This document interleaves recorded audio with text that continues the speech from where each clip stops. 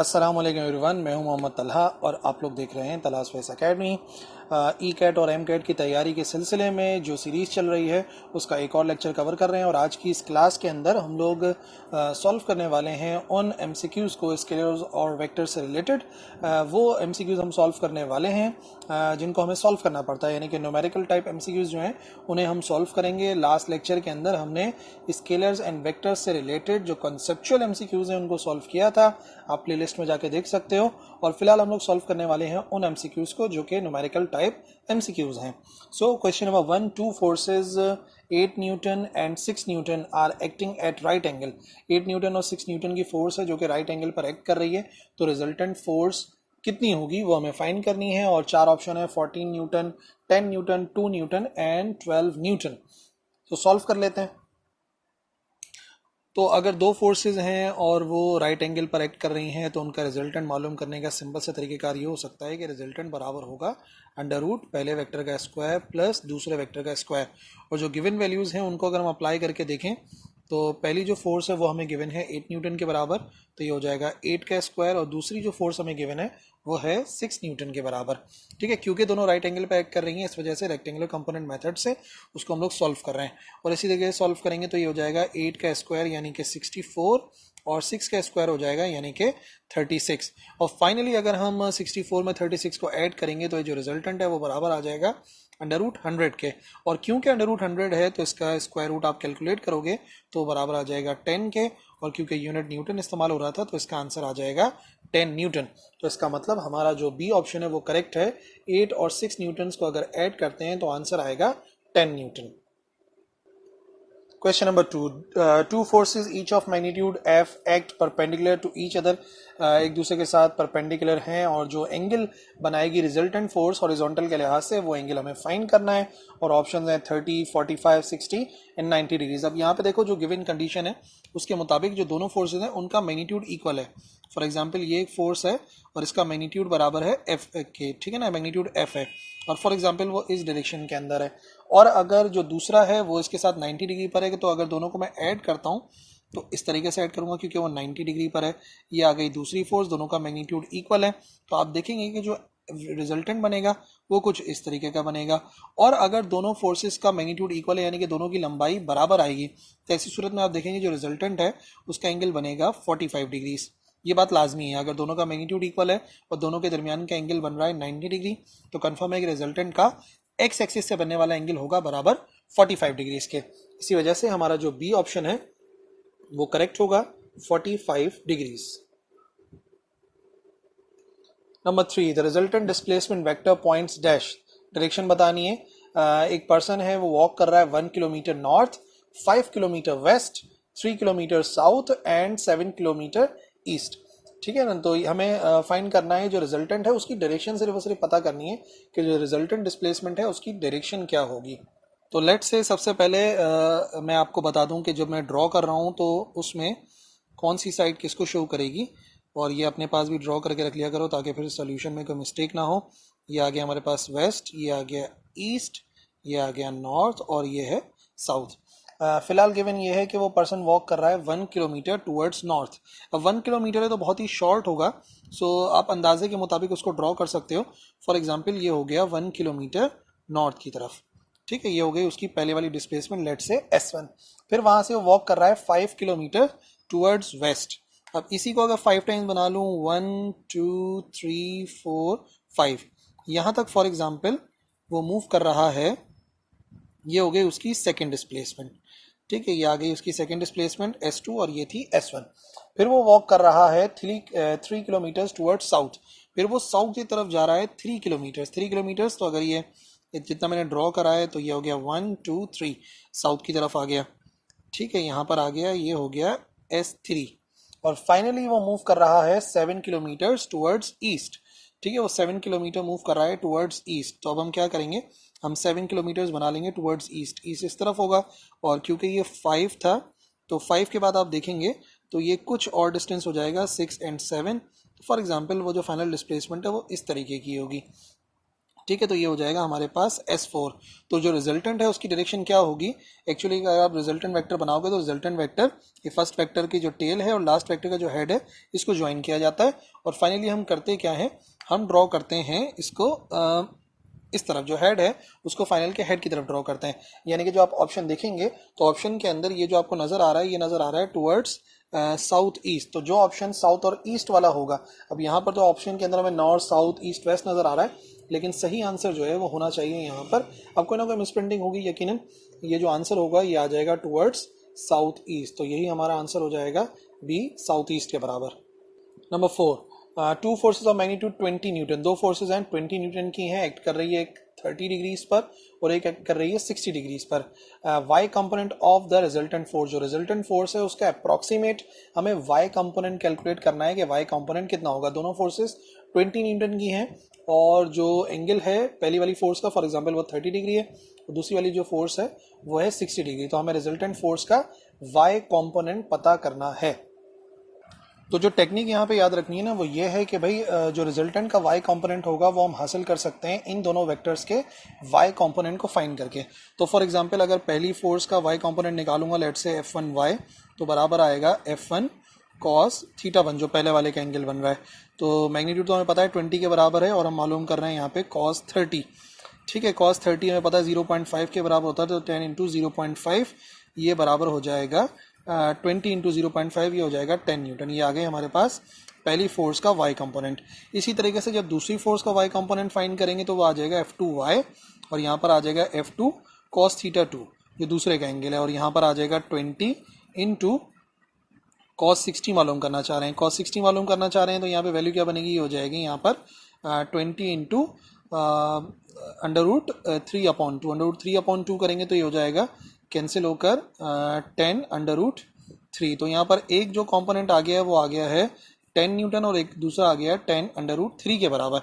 तो यहाँ पे अब हम क्या करेंगे, अब हम फाइनल जो रिजल्टेंट आ रहा होगा ना उसको फाइंड कर सकते हैं, यानी कि जो रिजल्टेंट है उसका वाई कंपोनेंट बराबर होगा दोनों के वाई कंपोनेंट्स को ऐड करके, यानी कि F1y प्लस F2y। तो हम क्या करेंगे, हम 10 न्यूटन में ऐड कर देंगे 10 √3, तो ये अप्रॉक्सीमेटली बराबर आ जाएगा 27 न्यूटन के, अप्रॉक्सीमेटली 27 न्यूटन के बराबर आएगा, क्योंकि अगर हम इसको सॉल्व करेंगे तो तकरीबन 17 समथिंग आएगा और प्लस 10 कर देंगे 27 न्यूटन, यानी कि हमारा जो सी ऑप्शन है वो करेक्ट है, सी 27 न्यूटन।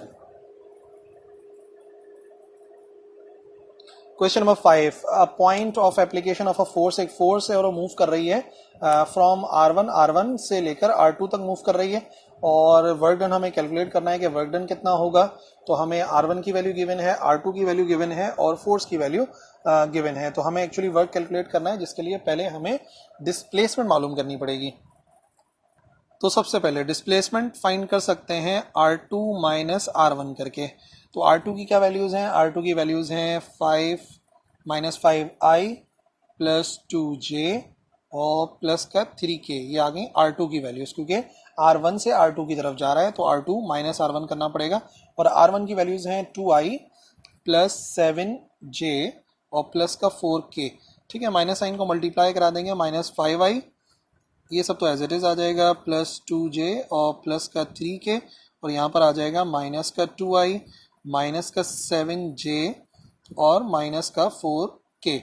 फाइनली सेम वैल्यूज़ को सॉल्व करते हैं, माइनस 5 और माइनस 2, ये माइनस का 7i, ठीक है, और ये हो गया 2 माइनस 7, 2 माइनस 7 होता है माइनस का 5j, और 3 माइनस 4, 3 माइनस 4 हो जाएगा माइनस का k। ये हमारे पास आ गई डिस्प्लेसमेंट। नाउ अब क्योंकि हमें वर्क डन फाइंड करना था, तो वर्क डन की डेफिनेशन के मुताबिक वो होता है फोर्स और डिस्प्लेसमेंट का डॉट प्रोडक्ट। फोर्स की वैल्यू अगर हम देखते हैं तो हमारे पास वैल्यू है 5i माइनस 3j और प्लस का 2k। डॉट प्रोडक्ट लेना है तो minus 7i minus 5j minus k, इसको सॉल्व करेंगे तो i वाली वैल्यू से मल्टीप्लाई होती है j वाली j से, k वाली k से। तो यहाँ पे बनेगा क्या, यहाँ पे कुछ इस किस्म की वैल्यू बनेगी, 5 इंटू 7 35 माइनस का 35 और 3 5 ज़ार 15 माइनस माइनस प्लस का 15 और 2 1 ज़ार 2 प्लस माइनस माइनस का 2। तो ये हो जाएगा कितना, माइनस 35 प्लस 15 माइनस 2। माइनस का 22 और जो भी यूनिट है, वैसे तो जूल यूनिट होता है, तो अगर यूनिट गिवन होता तो हम कैलकुलेट कर लेते हैं। इसका मतलब हमारा जो करेक्ट आंसर है वो है ए माइनस का 22 units. Number 6, when two equal forces F and F, दो फोर्सेज हैं F और F हैं, दोनों के दरमियान का एंगल 180 डिग्री बन रहा है, तो उनका रिजल्टेंट कितना होगा ये हमें फाइंड करना है। एक्चुअली देखा जाए तो ये ज़्यादा आसान काम है क्योंकि दोनों फोर्सेज F हैं, तो अगर हमें इनका रिजल्टेंट मालूम करना है, फॉर एग्जांपल ये फोर्स हो गई F यहाँ से लेके यहाँ तक की, और दूसरी फोर्स जो है वो भी F है और उसके दरमियान का एंगल 180 बन रहा है, यानी कि ऑपोजिट डायरेक्शन में, तो दूसरा जो F बनेगा वो यहाँ से लेके यहाँ तक का बनेगा। और अगर आप देखेंगे इन दोनों को ऐड करेंगे तो इस सिचुएशन में जो रिजल्टेंट है वो आएगा ही नहीं, यानी कि वो बराबर होगा जीरो के। कोई भी दो फोर्सेज अगर इक्वल हैं और दोनों ऑपोजिट डायरेक्शन में एक्ट कर रही हैं, यानी कि 180 डिग्री पर एक्ट कर रही हैं, तो उनका रिजल्टेंट बराबर आता है जीरो के। Number 7, the resultant of a force 3 Newton, 3 Newton की एक फोर्स है, 4 न्यूटन की एक फोर्स है और एक ऑब्जेक्ट पर राइट एंगल पर एक्ट कर रही हैं, तो उनके रिजल्टेंट की वैल्यू क्या होगी। तो क्योंकि राइट एंगल पर एक्ट कर रहे हैं तो इसका मतलब रेक्टेंगुलर कंपोनेंट मेथड से हम फाइंड कर सकते हैं, यानी कि जो दोनों वेक्टर्स हैं उनके स्क्वायर करके ऐड करके रूट लेना है। तो यहाँ पे वैल्यूज़ क्या क्या है, यहाँ पे वैल्यू है 3, तो 3 का स्क्वायर यानी कि, और फिर दूसरा आ गया 4 का स्क्वायर, 3 का स्क्वायर यानी कि 9 + 16, 9 + 16 होता है बराबर 25 के, और 25 का रूट लेंगे तो रिजल्टेंट बराबर आ जाएगा 5 के। तो इसका मतलब जो 5 है वो करेक्ट है और 5 है हमारा डी ऑप्शन। तो जितने भी न्यूटन है वो आ जाएगा 5 न्यूटन के। Number 8, two vectors magnitude 5 centimetre 6 centimetre और दोनों के दरमियान का एंगल है 120 और 150 with respect to X axis, तो क्रॉस प्रोडक्ट का आंसर क्या आएगा ये हमें फाइंड करना है। ठीक है, तो यहाँ पर देखो एक बात मैं आपको बताऊं, जो हम क्रॉस प्रोडक्ट मालूम करते हैं ना, फॉर एग्जांपल ये है वेक्टर ए और ये है वेक्टर बी, तो क्रॉस प्रोडक्ट में ये नहीं देखा जाता कि ए का एक्स एक्सिस से कितना एंगल बन रहा है, बी का एक्स एक्सिस से कितना एंगल बन रहा है, नहीं, बल्कि क्रॉस प्रोडक्ट के अंदर जो एंगल लिया जाता है वो ए से लेके बी तक का लिया जाता है। ठीक है ना, ये बात जहन में रखनी है। अच्छा, अब यहाँ पे क्या क्या बात गिवन है, यहाँ पे गिवन ये है कि जो 5 सेंटीमीटर वाला है उसका एंगल बन रहा है 120 डिग्रीज, ये जो पहला वेक्टर है, फॉर एग्जाम्पल उसको ए कर देते हैं, और जो दूसरा है ना बी, उसका मैग्नीट्यूड है बराबर 6 सेंटीमीटर के, और 6 सेंटीमीटर के अलावा उसका जो एंगल बन रहा है वो बन रहा है 150 डिग्री। तो 120 150 नहीं देखना हमने, हमने एंगल मालूम करना है, और वो होता है बड़े एंगल में से छोटे एंगल को माइनस करके। तो बड़ा एंगल यानी कि 150, उसमें से 120 माइनस कर देंगे, यानी कि जो एंगल है वो बराबर आ जाएगा 30 डिग्रीज के। तो आसान सा एंगल है। अच्छा, क्रॉस प्रोडक्ट मालूम करना है, तो क्रॉस प्रोडक्ट मालूम करने के लिए ए क्रॉस बी बराबर आता है ए बी साइन थीटा, और क्योंकि सिर्फ मैग्नीट्यूड चाहिए तो मैग्नीट्यूड के लिए मैं यहाँ पे यूनिट वेक्टर नहीं लिख रहा। फिलहाल दोनों के जो मैग्नीट्यूड्स हैं वो है 6 और 5, और एंगल जो है वो दोनों के दरमियान का बन रहा है 30, तो हो गया 6 5 ज़ा 30 और साइन 30 बराबर होता है 0.5 के। 30 इंटू 0.5 ये बराबर आ जाएगा 15 यूनिट स्क्वायर के, और जो हमारा आंसर है वो है बी 15 सेंटीमीटर स्क्वायर, क्योंकि दोनों का जो यूनिट था वो सेंटीमीटर था। नंबर 9, दो वेक्टर्स गिवन है हमारे पास 6i + 4j - k 4i + 2j - 2k, दोनों का डॉट प्रोडक्ट मालूम करना है कि डॉट प्रोडक्ट कितना होगा। तो डॉट प्रोडक्ट की जो टेक्निक है बस उसको इस्तेमाल करना है। तो डॉट प्रोडक्ट की टेक्निक हमें पता है, पहले दोनों वेक्टर्स लिख लेते हैं। यहाँ पर है 6i + 4j और माइनस का k, ठीक है, dot 4i + 2j - 2k। Dot product की टेक्निक ये है कि आई वाली वैल्यू से मल्टीप्लाई होती है, जे वाली वैल्यू से मल्टीप्लाई होती है, और के वाली जो वैल्यू है वो के वाली वैल्यू से मल्टीप्लाई होती है, और I dot I, J dot J और के डॉट के तो बराबर होते ही हैं 1 के। तो यहाँ पे जब हम इसको सिंप्लीफाई करेंगे तो 6 इंटू 4 ये हो जाएगा 24 प्लस प्लस प्लस, और फिर 4 को मल्टीप्लाई कराएंगे 2 से, प्लस प्लस प्लस 4 2 ज़ार 8, और फिर यहाँ पे जब माइनस माइनस प्लस 2 1 ज़ार 2, तो ये बराबर आ जाएगा यहाँ पर 34 के। तो 34 है यहाँ पर हमारा सी ऑप्शन यानी कि 34 है राइट आंसर।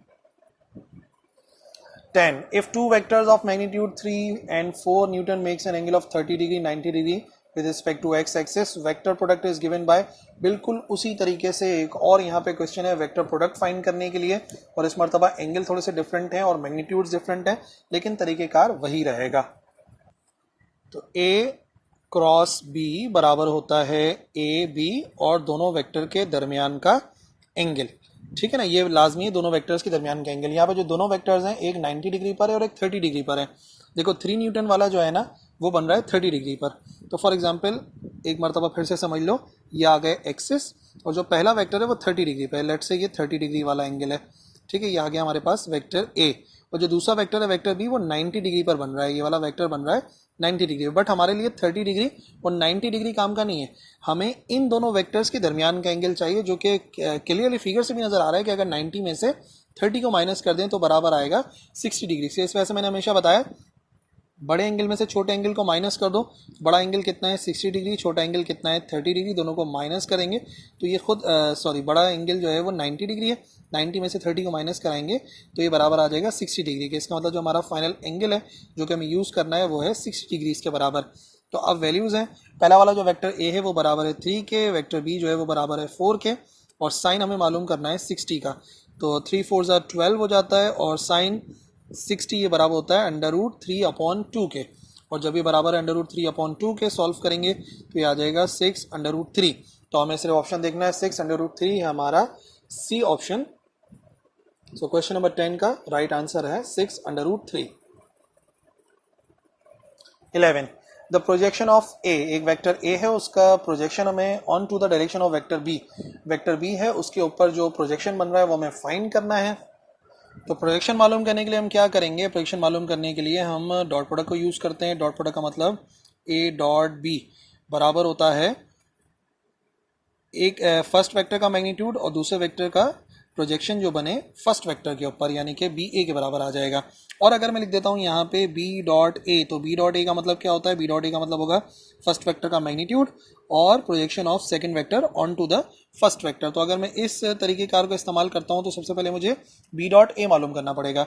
बी की वैल्यू है आई प्लस 2j और प्लस 2k, और डॉट वेक्टर ए की वैल्यू है 2i माइनस 3j प्लस का 6k, और फिर यहाँ पे लिखा हुआ है मैग्नीट्यूड ऑफ बी। तो बी का मैग्नीट्यूड मालूम कर लेते हैं। बी के मैग्नीट्यूड का मतलब हो गया आई के साथ जो लिखा हुआ है वो x है, जे के साथ जो लिखा है वो y है, और जो k के साथ लिखा हुआ है वो है z। तो यहाँ पे आ जाएगा अगेन 2 का स्क्वायर, और हम मालूम कर रहे हैं a का प्रोजेक्शन जो बने b के ऊपर।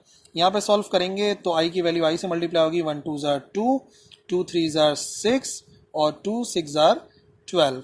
और यहाँ पर मैग्नीट्यूड मालूम करेंगे तो हो जाएगा 4 + 4 यानी कि 8, और 8 + 1 9 √9, और यहाँ पे लिखा हुआ है ए का प्रोजेक्शन जो बने बी के ऊपर। तो ये हो जाएगा 14 - 6 बराबर होता है 8 के, और ये खुद बराबर आ जाएगा 3 × ए का प्रोजेक्शन जो बने बी के ऊपर, यानी कि इसका आंसर आएगा 8/3। ए का प्रोजेक्शन जो बी पर बन रहा है जो कि है हमारा सी ऑप्शन।